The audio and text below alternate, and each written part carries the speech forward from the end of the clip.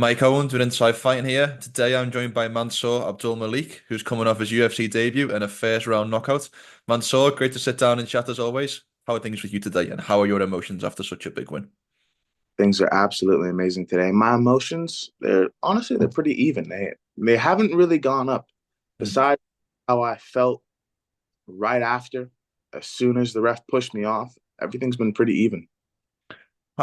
Could you have pictured your UFC debut going any better than how it did? 100%. It could have been done in 10 seconds, but I'm happy that it was what it was. How do you rate it? Let's say on a scale of 1 to 10, what would be your rating for your performance? 10 being great, one being not so great. That's a hard thing to say because immediately after, I might say it was like an 8, but then later on, and by later on I mean a few minutes, I'll be like, that was sloppy. So I'll give myself like a 3 or maybe even a 2. I just know that there's so much more I could have exposed within myself, so many more tools I could have presented, so many more things I could have shown. But I didn't have to. I'm thankful and grateful, and it is what it is. So I wouldn't necessarily give myself a grade or a rating. So let's talk specifics. Give me one thing that you're really happy with about your performance and one thing that you wish could have done better. One thing that I was really, really happy with was how much I enjoyed it. I literally got a text from one of my managers maybe a few days before, and they were telling me, when you get there, embrace that moment, embrace that, take it all in, because I'm the type of person, I'm so focused on the thing. I'm so focused on getting it done. I'm so focused on executing that I may or may not sometimes embrace it all. So literally, when I walked out, my arms were reached out. I was happy. I took it all in. I was touching the cage. I was like, I'm here. This is my place. And I always do think that. But this time I was a little bit more expressive physically. One thing I definitely could have done better, I just think it could have been cleaner. I saw myself kind of falling into some shots a little bit. So I could have sat down a little bit more and dropped them clean. But it was good. It was good. I felt like the knee was kind of the beginning of the end, and I think at that point everybody knew a couple of ground and pound shots, and you're probably going to get the referee to step in. When the referee does step in and the fight's over, talk to me through what those immediate emotions were that you felt in that moment. Man, that was amazing. That was beautiful. Like when I got pushed off and then I hit my knees and I looked up and I was just talking to God, man. I'm just like, this is beautiful. This is literally a moment that I've been watching since I was a little kid, staying up late, trying to look at pride fights and UFC fights of all the legends, of all the OGs. And now I'm one of these people that actually had these 3 letters on their shorts.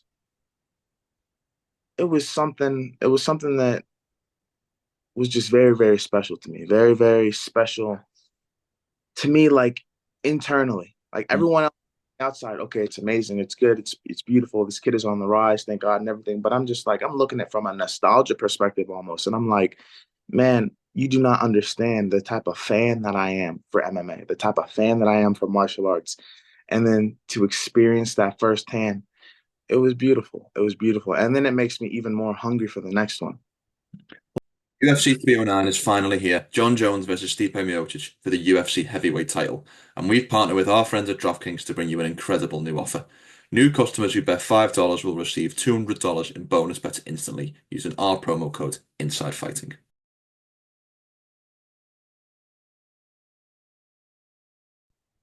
Well, we talked about this in the lead up when we last spoke about Dusko's when he does get beat, it can sometimes be by stoppage. But obviously, this was a step up in competition. Did you feel going into this fight like the first round stoppage was likely, or did you expect to be tested more in this one? I definitely felt like it was likely, but also I was prepared for the entire 15 minutes. Truly, though, Mm. truly. On the opposite side of me, you have a man that's lost a few. He's won a good amount. He's experienced, and he's going against a young debuting fighter. In some people's eyes, that could be like a disrespect. It's like, okay, why am I going this guy? I'm coming out here. I'm coming out here to be an absolute animal, to be an absolute dog, and show people why I am who I am. That was his position. So he was a dangerous fighter within his own right. So I was prepared. I 15 minutes, but also I knew the things that I was capable of, and I do know the things that I'm capable of to this day. And I knew Walking in there, I felt it. I'm just like, I'm about to put on. I'm about to put on. Now, how long he can take it, how long he can evade the way that he evades, we'll see. But I just knew the things that I was capable of. I knew that if I hit him, if I touched him, it wasn't going to be good for him, regardless of if he was out or not. I wasn't even searching for a knockout, but I just knew that if I implemented my game plan, I did the things that I was supposed to do, and if I was aggressive in the ways that were productive and not irresponsible, it was going to be bad for him, and it turned out. And you said something really interesting in your post-fight interview that I want to bring you back to. You said, "I want to stay this person along the journey." Talk to me a little bit about why you felt the need to say that in that moment, because I found that really interesting. My man, it's like you see so many people at the start of their careers, a lot of good energy. They're positive. They're this person with an innateness to them. This young martial artist or however old they are. They're this person they are before all the cameras, before all the money, before all the attention. And then when that stuff starts to come, and it may be good or bad, it may transform them into something better or to something less than. But it's like they change, man. They truly change, and make it a point to myself first that I need to stay this person, and I'm gonna stay this person, I'm gonna be this person. Of course, I'm gonna highlight all the things that are good within me. I'm gonna try my best to be a good person. I'm gonna try my best to give back to other people the exact same way, if not more, and they're giving back to me. But I just want to make sure that I stay this person and I don't let all of this stuff get to me. Because when you're in a position, people can talk all beautiful and all clean and it could be all humble. But then the next day, they're like, you know what? I don't have to act like that. I don't have to be like that. I'm going to walk around and be this person that I see myself as. Man, I need to stay this person and I want to continue to be this person. And one of the big things for me to continue to do that and to reinstill it within my mind, number one is worshiping God. Number two is the work, is the actual work. That's another reason why I was in the gym on Monday. Nothing has changed. I'm no less or no greater than any man. I'm just very blessed to do this. I'm very blessed to be skilled at this. And I'm very, very happy to be doing something that I truly enjoy. So, with that in mind, I'm just going to stay steadfast on this path and just continue to be me, man. Continue to be me and not let all the external things get to me.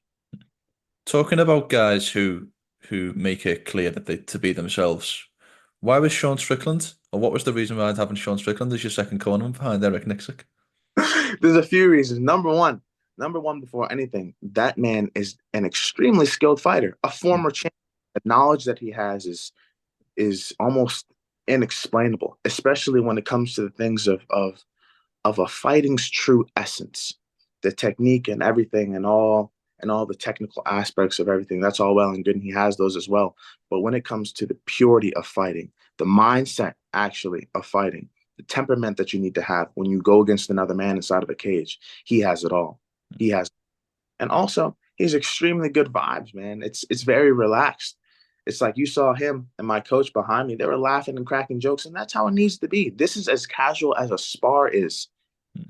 Another day. It's another day, man. And then when it comes to being authentic and real, I would agree and I would argue that Sean Strickland is that. He's himself. He's himself. He doesn't care what people think. He doesn't fall into the narrative that people may place on him, good or bad. He's just himself. So with those three reasons, I was an extremely optimal person to have inside of my corner. To that point, I've got to ask you the difficult question now because Eric keeps putting these videos on his Instagram saying that he makes you pay for the steak dinners. Is this true? Is Eric making you get the checks for these post-fight meals? Man, all I know is that Eric Nicksick has helped me in so many different ways. Like you could not even I cannot even explain to you, and you could not even comprehend the things that he's given me, the things that he's helped me with, how he's helped build me as a fighter. I would pay for 30 dinners all in one week. That's a good man. I just want to continue to give back. Um, Sometimes you might pick up the check, sometimes I might pick up the check. It's all good though. It's very reciprocal. And I tell you what, there's going to be many, many, many more things that I do give to him. Couldn't agree more and well deserved. I want to ask you as a young fighter in the sport, was there was there a role model that you had or one particular fighter that you looked up to as you begun this journey? Man, that's a very, very beautiful question because that's something very specific that I've always thought about. Even when I was young, my role model was my father. Always. It could be an amazing fighter. Oh my God, he's so much like me. Jon Jones, long, lanky, tall, uses a diversity of strikes. Anyone else, fighters that I liked, fighters that I didn't like. Man, my role model was my father, and still to this day is my father. So I made it a point, even though how much I love this. I love MMA so much, man. I'm such a fan. I'm such an advocate for it.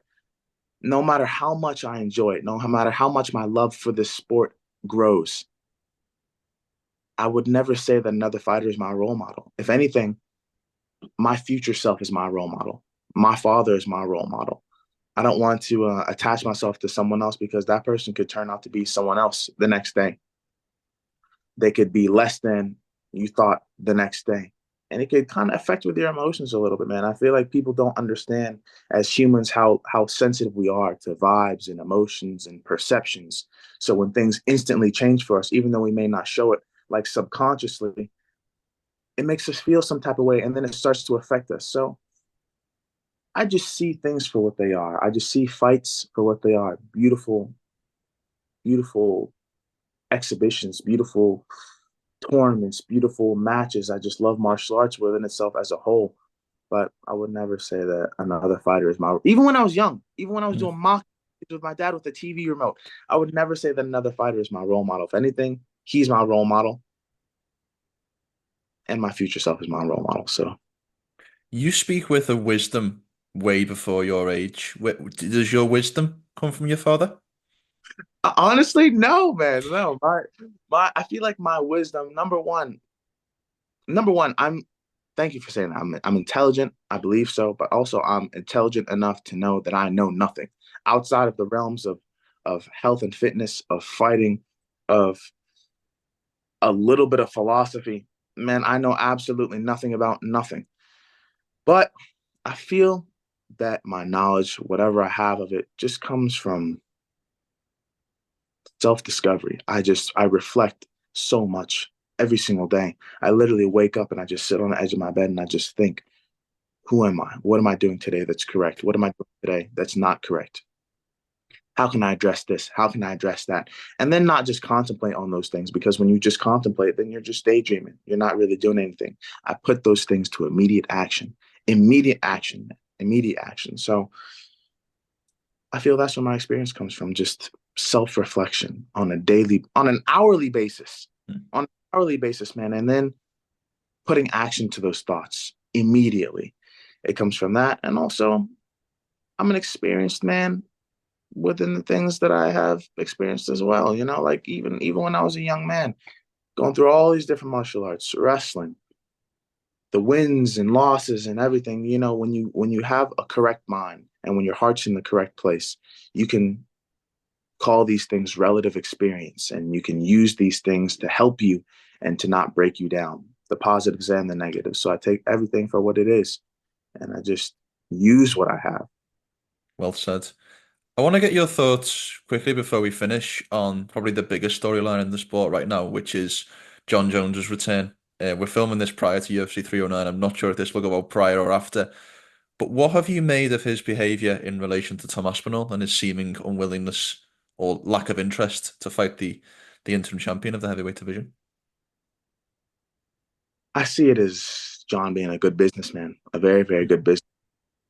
The casual fans are insane if they say that he's ducking or if he's true. I mean, truly, any fighter really.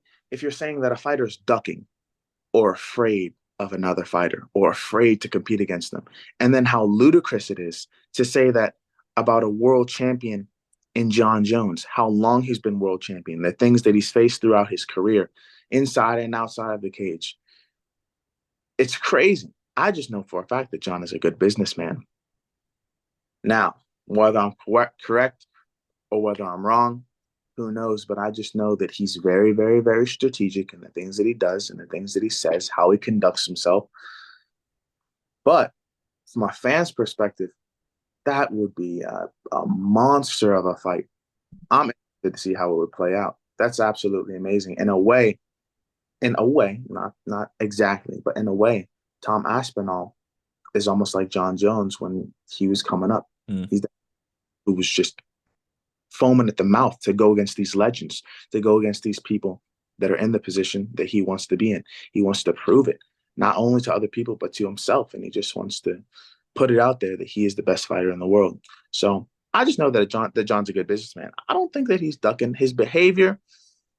Jon's always been, I've never met him, but Jon's always been strategic in a way outside the cage, whether it's not looking at opponents or Mm. really really intense with guys when things heat up in interviews. That's just him. That's him. So I don't think that it's really any different, but I do know that he's being a very good businessman. Well, turning the conversation back to yourself for one last question. We're in November 2024. You've just come off your first win in your UFC debut. What are your goals for the next 12-month period? Where would you like to be come the 1st of November 2025? 1st of November, man, I see myself being way past fighting ranked opponents. Honestly, truly, if I stay on this path that I'm on, if I stay training, stay in shape, and stay active, which I will do, I see myself having some very, very big opportunities, climbing that ladder, maybe faster than others. That's what I see personally. And I see myself being on the way to obtaining a number one contender fight or a title shot. Now, that 1st of November, maybe not necessarily then, but who knows? It could be soon after then. I just see myself being active. I see myself being active. I see myself being smart. And I see myself continuing to fight. I say it time and time again. I've said it a few times already. I'm here to fight. When you're in the UFC, you're not here to settle.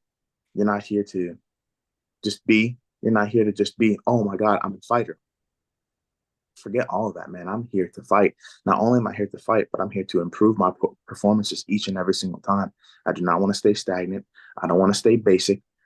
I want to continue to improve, continue to show new skills, continue to show new parts of my personality and of myself, and continue to build my fan base or build my hater base, whatever one that people want to attach themselves to.